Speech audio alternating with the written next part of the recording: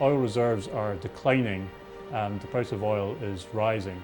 And as a consequence, there's a requirement to try and increase the amount of recovery from the remaining reserves that there are. And we need new technology. It's not just the same old method as before will do. We have to broach out and try new techniques, perhaps more expensive techniques, but because the oil price is high, then there is a value in using them.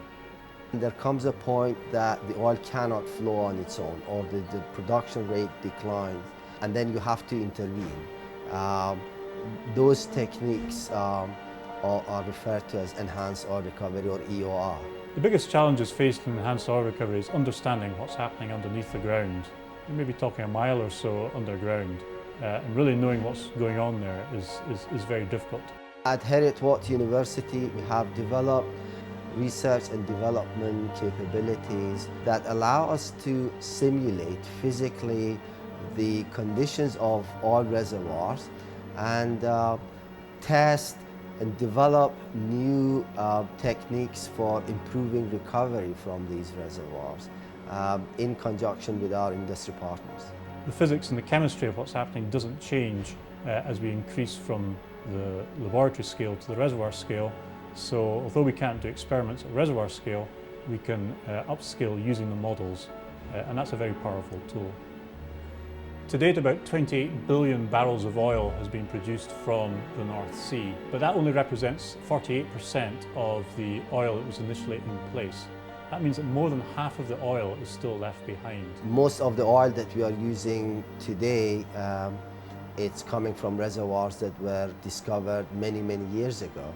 Therefore, the best place to find more oil is the existing reservoirs.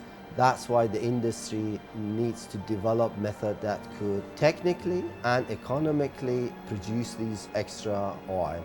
And the size of the price is absolutely enormous. The research that we're doing is trying to increase the recovery. Even if we were to increase that recovery factor by 1%, at prices above $100 a barrel, that would be the equivalent of $28 billion of extra revenue. So even small incremental changes in the recovery can have a huge economic impact. Recovery from the North Sea is generally achieved by injecting water to force the oil out. However, CO2 is in fact a much better fluid for displacing oil. You can recover more oil by injecting CO2 than you can by water. We foresee that in near future there will be CO2 around in many parts of the world. One benefit of CO2 injection for EOR is that not only it increases the oil recovery, but also it could be a way of keeping CO2 in the ground for a long period of time, and by doing so controlling concentration of CO2 in the atmosphere.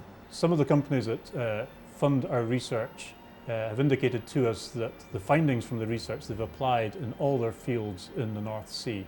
So that gives us a tremendous sense of the fact that we're delivering something that is useful at the end of the day, and there's a tremendous motivation for us. Our research helps develop techniques that increase production.